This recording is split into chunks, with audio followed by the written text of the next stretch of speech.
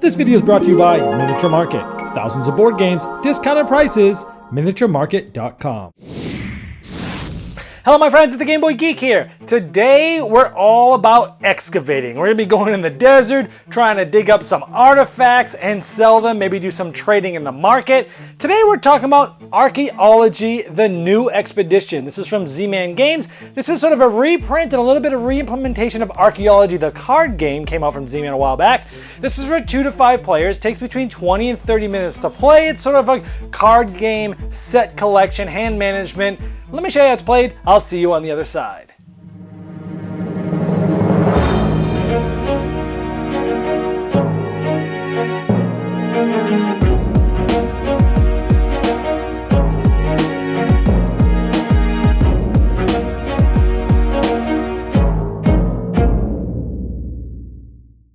The object in Archaeology is to try to create sets of cards in the market to get points at the end of the game. At the beginning of the game, there's 5 cards in the market. Ones that are like kinds will be put together. We look at some certain things in the market. This shows you the trading value. This is worth $1. I could buy it for $1 or sell it for $1. This is 3. This is 4. Now when I get these cards, I'm also going to be able to try to set collection with them. For example, if I put one of these in front of me, it's going to be worth 3 at the end of the game. But if I put 5 of them simultaneously, 45. And you see how this one scales from 4 points all the way to 50 for 4 of them. This tells me there's only 4 of these cards in the game, so you have to get all 4 of them for 50 points. Here's 8 cards, so you have to get 5 eighths of them at the same time to get the 45 points. These ones are worth 1, 2, or 3 for 1, 2, or 3. But then if you get 4th one, it's 10, and there's 16 of these, and so on and so forth. That's how you read these cards. This is essentially the deck that you will draw at the beginning of your turn, and you'll dig, but what you're trying to do is get sets of these cards. Everyone starts with 4 of these types of treasure cards in their hand. They're just kind of like that, but these are kept sacred. On your turn, what you're going to do is first draw a card you're going to dig. So let's say after I had dug that time, these are all the cards I had started with and the one that I had just got. Now I put these together. These would be in your hand secretly, but you can do certain things. After you have dug, you can go to the market as many times as you want, or you can sell to the marketplace as much as I want. For example, I could sell all 3 of these it'll be 3 at the end of the game. I could sell this one for just 2. I could sell this one for just 2, but I'll hold these on later because the points are better in just a little bit. But maybe I want to trade something. For example, I have these 2 cards that are worth 2 for trading. I can put them here and take the 4 because I have 2 plus 2 is 4. It's open trading. You can trade as much or as little as you want, and I'll take this into my hand. So you're always constantly trading on your turn as much as you want, and you can also place on your turn and sell things to the market if you want. So let's say I also then sold these 3, they're out of my hand. You can no longer add to this set. This one is locked in at 3 points. Later on, if I get another set of the parchment scrap, I will create a new set of those. So that's pretty much it. You're digging, taking 1 card, you're trading as little or as much as you want, and you're selling as little or as much as you want. Let's go over some of the special cards in the game. When you dig, you might get a thief. There's a certain amount of these cards depending on the players, and you get to steal randomly a card from a player's hand. That's your digging action. Then you can go on and do your normal trading and selling actions after that. Once in a while, you might dig and find a sandstorm. Again, there's a certain amount of these depending on the amount of players that are in there. And what happens is everybody, when this happens, has to lose half of their cards that you choose rounded down. So if this happened to me right now, I have these 3, I'd have to lose 2 of them because I have 4. Rounded down is still 2. I would get rid of these 2. Essentially, they would actually go into the marketplace. Everyone loses their sandstorm cards into the marketplace. And then once that happens, I then go digging again, and I continue to do this until the first card I bring up is not one of those sandstorms. But everyone is given a tent at the beginning of the game. Once per game, you can get rid of this tent card and just ignore the sandstorm.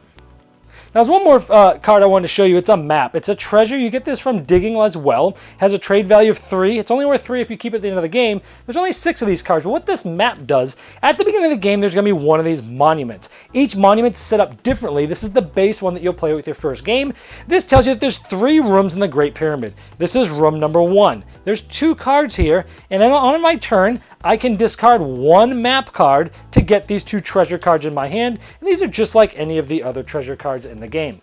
However, if I wait till I have 2 map cards, I can discard those and get this room, which is 5 cards. Or I can wait till I have 3 map cards, discard it, and I'll get all 8 cards here, and that's using the monument. And this action can be done in addition to all the other ones I've mentioned, which is essentially trading and or selling.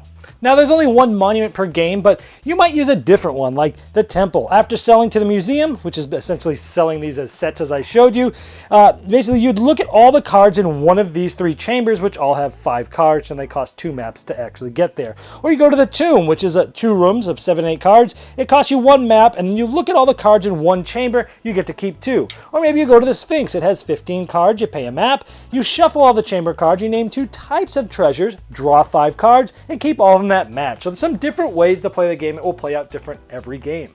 Play like this continues until the last card from the dig site is gone, and then everybody will continue to play until all their cards are gone out of their hands, and then you add up the score points of all your sets. The one who has the most is the winner. There's also some other cards in the treasure deck that you may or may not have seen during my demo. Coins. There's 12 of them, and you can see how much you get for each of them that you sell.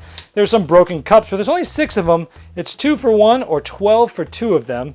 And then the talisman, there's only 8 of them, but it goes up. Now, there's a couple of cards that you only put out when there's a certain amount of players. This is if there's 5 players. There's broken pendants that are 3 and 16 for 1 or 2. And there's broken tablets you play with 4 or 5 players, and it's not really worth a lot till you have 3 of them. And that's how you play Archaeology, the new expedition. Now, Archaeology, the card game, was one of those ones I've always been interested in because I like the theme. I heard it was like a quick game, but it was really, had some good decision making there. But it's been out of print for some time, and I haven't been able to play it. So when I heard this new edition was coming out, I was really excited. Overall, I really like this card game. This whole thing it brings simplicity to the game. You're drawing a card, and then you're doing whatever you want. You can either do a bunch of trading, you can do a bunch of selling, maybe you're trying to go to that monument, and your turn's done. It's very easy to figure out what you're doing in this game. What I really liked about it was that sort of market aspect. And you know what? When I was playing this, it really reminded me of a card game that I love that's only for 2 players called Jaipur. This is one of my favorite card games for 2 players, and it has this market trading aspect, and you're trying to time and collect your things and get the things quicker, and there's a timing aspect to that, and I really like that. Of course, that game actually had a little bit more interesting market mechanism, I think, with switching out camels and such, and giving some information to your opponent. And that game actually came out after the original Archaeology, the card game, so I'm wondering if Jaipur was actually inspired by the market mechanism that was shown in this card game. But nonetheless, Jaipur, I love it. It's only for 2 players. This one's for 2 to 5 players.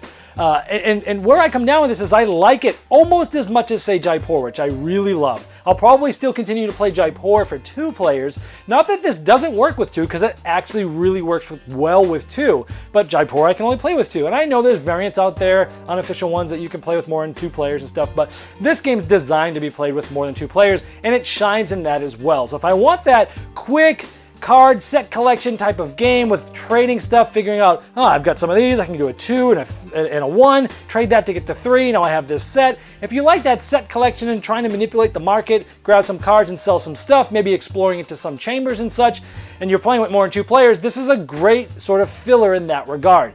I liked the aspect of the sandstorms, where you're going to lose half your stuff, because that keeps you from just grabbing a bunch of cards and hanging on them. You got to kind of you've got some urgency, because those sandstorms are going to come. You're going to lose half of them rounded down.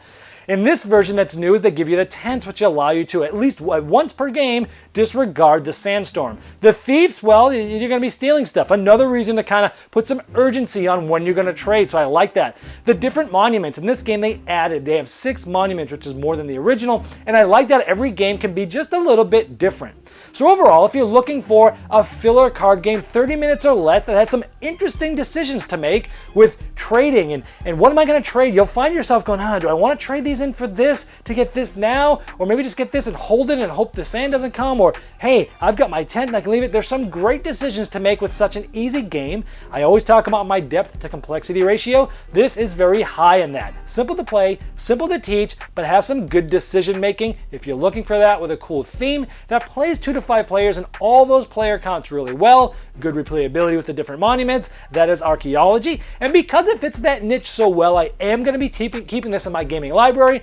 And for that, let's induct it properly into my gaming library with a saxophone serenade.